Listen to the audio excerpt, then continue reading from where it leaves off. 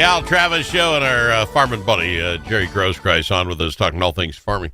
The other day I was thinking about you, Jerry. You know, you talk about the cornitis and the beanitis and all these other little diseases you get because you can't wait to get outside in the sunshine. You're kind of like mold in that your cornitis, you can't live in the sun, right? I mean, you got to get out there. You got to get them. It's kind of like that, right? This corn and beanitis, because you got to be happy. Are you kidding me? You look at the forecast? Oh, boy, talk about low stress, all the anxiety for so long, and been down this road a few times, and then all at once it looks like you got a window. But then in 3 days, you're going to get rain, and maybe it isn't quite dry enough yet, not quite fit, but boy, you got to go and you got to make every minute count. Well, now all at once, no stress. We've got 10 days of nice, warm, sunshine, open weather so we can make sure everything is nice and dry. Go out, and if you do have a breakdown, well, we'll get it fixed. We've got tomorrow or the next day to finish up versus, oh, no, now what are we going to do? Am I allowed to throw the crap card down? Because I don't believe that sounds good. And normal humans, radio guys like myself, we would do it that way. All right, don't worry about it. Next 2-3 weeks, I got time. Don't worry about it. Get something done. I believe normal humans would. I believe most of the farmers I know, and I mean this as it's not a compliment, but I mean it. You guys, now that you got the weather, will see who can get it done in 2.5 days. You're just going to say, hey, it's great weather. I can stay up. I don't need to sleep. Sleep's for losers. You people will go at it for whatever reason. It's genetically built into you, this short fuse. You know that's true. Oh, absolutely. Because you'll still go as hard as you can, but the anxiety is a little bit lower. No. If you do have a breakdown, well, look at all this we could have gotten done, and now it's going to rain again. However, I have had this happen, and that's why we still go as hard as we can. Because I could get up tomorrow morning, first thing I do at 3:15, I check the weather forecast, and you hope it didn't change. We've seen that more than once. We're all at once in 3 days. The updated forecast put rain in. So once you get going, you still go wide open. There's only one speed, Al, wide open. That's what it sounds like. Unless you're driving on the road. I've already talked about that, but you farmers pick up the speed.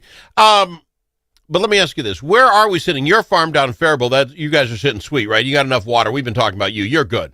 Oh, well, you got to remember the radio station is in Faribault. I live in Lakeville. The farm is down on the other side of Wells in your county. So, but we're sitting okay. I mean, okay, thank you for the guy. Okay, but is all of Minnesota, I mean, there was a problem last year. We were a little dry. Are we sitting good in Minnesota now? We're like ready to rock and roll. Oh, we're ready to rock and roll. Even though last week I looked at the drought monitor, the farm was still abnormally dry. And I'm going, really? Really? Yeah. What is abnormally dry around here? So let me ask you this, though, because this is where you guys, you're all on the same team to get out there. You're all happy about this. But let's say Jerry gets his corn done in the next 4 days. Takes it a little easy. Take some time to sleep. Be with the wife once in a while. Have some dinner. You take 4 days and get yours done. But the guy down the road, he really slacks. He takes 5-6 days. He's behind. You know, on the 4th day, right after the second you've got that stuff planted, you're praying for rain, right? You don't care. You want hey, you should have got it done when I got it in, all right? So when do you want rain? When does Jerry want rain? Well, let's see. Mother's Day, maybe about a half an inch of rain would be okay, but maybe a week after Mother's Day, because after I get the crop planted, then I spray a herbicide over the top, and it works much better if you get a little bit of rain on it. So we'll be hoping for rain as soon as I get my herbicides on. Yeah. Don't you guys just wish you had a faucet of some sort, just turn it on and off? Wouldn't that help out quite a little bit? God's faucet. Do you know how easy it would be to be a farmer if you knew what the weather was going to be, not just today or tomorrow or up to this weekend, next month, the following month, this fall? If marketing would be easy, because then you know how big the crop was all over the country or the world, so you know when to market, you know how hard you had to push. Oh, so nice. Easy. That would be so nice. That'd be like doing radio for a living. All right, I got to ask you this. How's your goss wilt? Have you ever heard of this? Goss wilt? Goss's wilt?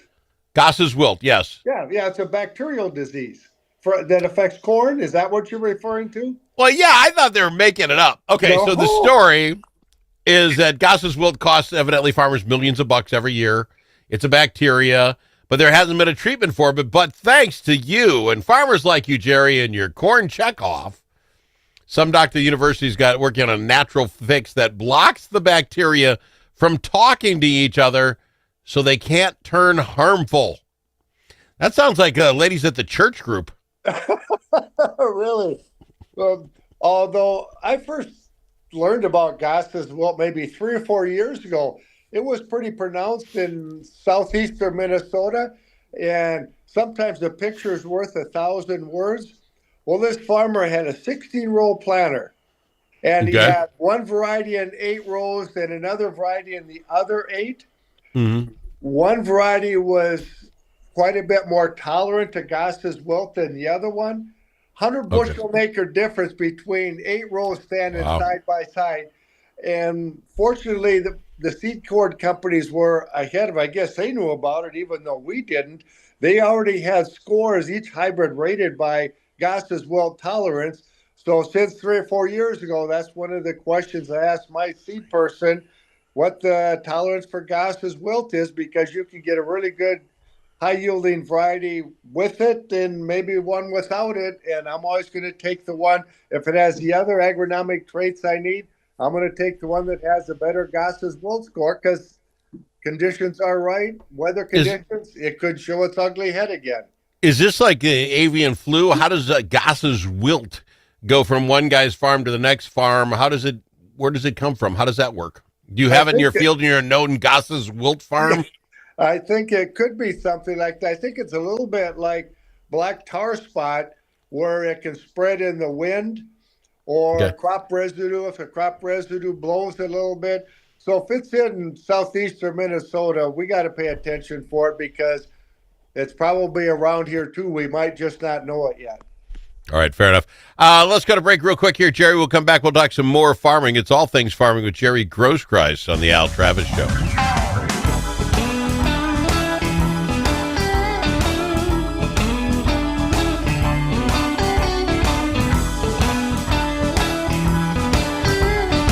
He's Jerry Groskreutz, farmer extraordinaire on the program.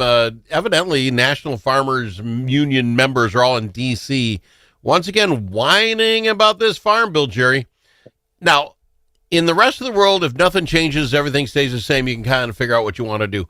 What is it you want fixed? This is the same farm bill I think you had since 2018, if I remember reading that right. It was a 5 year farm bill. It was extended for 1 year and it was extended again this year. And talking to some people that have been out in Washington, D.C., it looks like it's pretty sure bet it's going to be extended one more year because it sure doesn't sound like Congress is going to get its act together and get a new farm bill written because they're all worried about everything else. And then, of course, next year it's an election year again. But it doesn't hurt to have farm organizations like the corn growers, the soybean growers, Farm Bureau, Farmers Union Hmm. out there at least trying to keep our senators and representatives' feet to the fire to say, hey, isn't it about time you guys get this done, guys and gals? You What get what what is it? What is it in there that you want, Jerry? That's different than the 2018. What am I missing? If you know what you got, got what you got. Go get it. What is it that we want to change? I think we'd like to see a little bit better reference prices because remember the reference price is kind of like the safety net for farmers was Okay. set 7 years ago. Our costs have changed considerably in the last 7 years with inflation and everything else going on. So we'd like to see those raised a little bit. We like to see maybe the major goal is don't mess up crop insurance.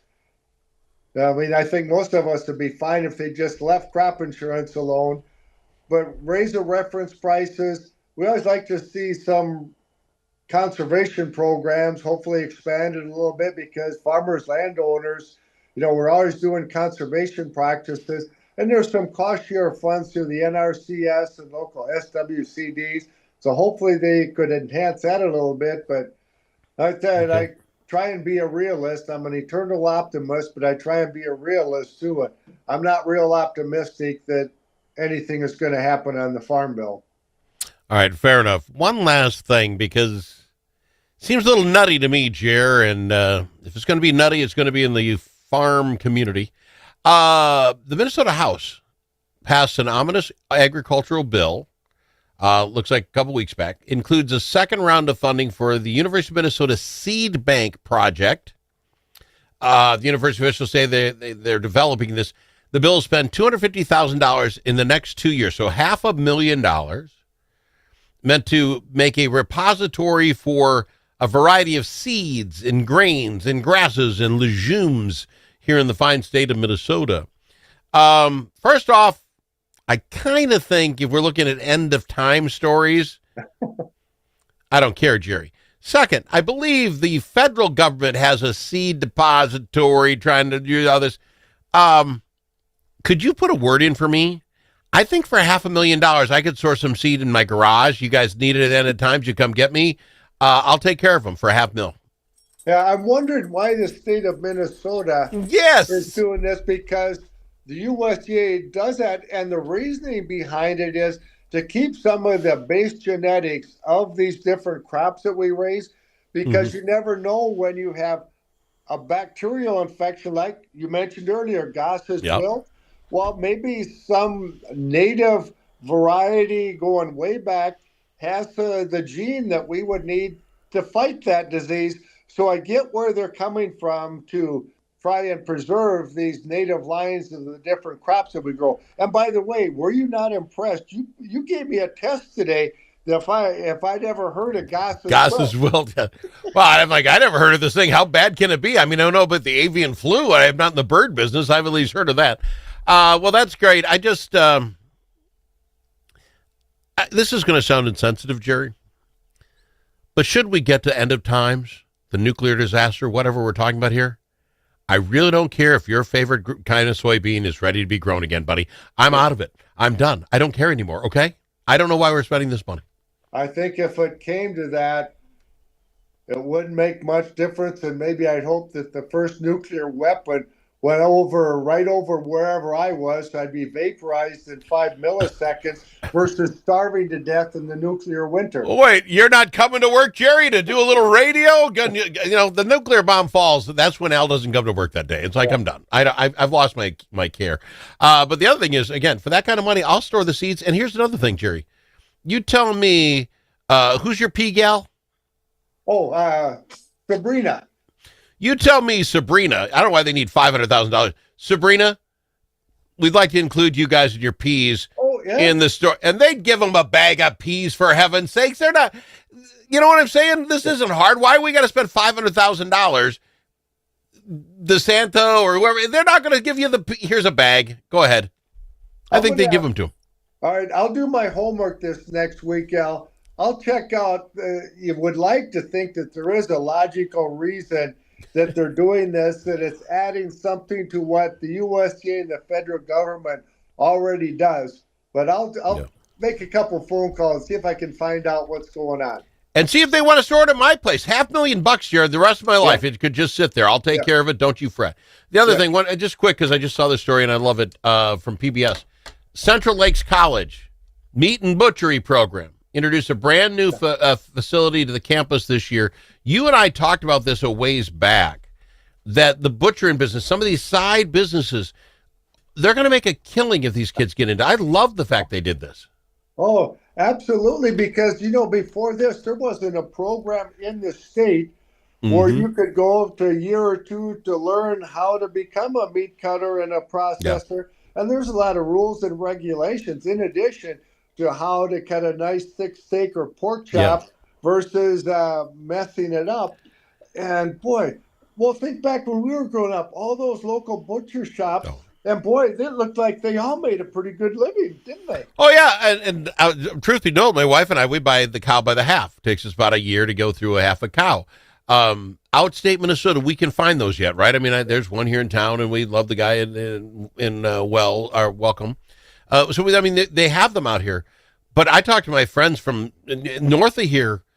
You're not finding anybody. No. You're not finding people that do this anymore. No, and the people in the larger metropolitan areas, are searching, and they're coming out and they're booking up our local little butcher, so Al and Jerry can't get taken care That is correct, my friend. Get him out of here. Hey, I got to go. I'm out of time. I love having you in the program, Jerry. Thank you for taking the time to be here. I really do. Appreciate and you. think of us. I'm going to be happier in a tractor cab than you are on the golf course. That will not be true. Now, if you were to say I'd be in my tractor cab with a cigar, maybe we'd be mad. But I'll be on my golf cart. This is just perfect weather. We'll talk to you, my friend. Appreciate you. Talk to you Jerry Groskreutz, farmer extraordinaire on the Al Travis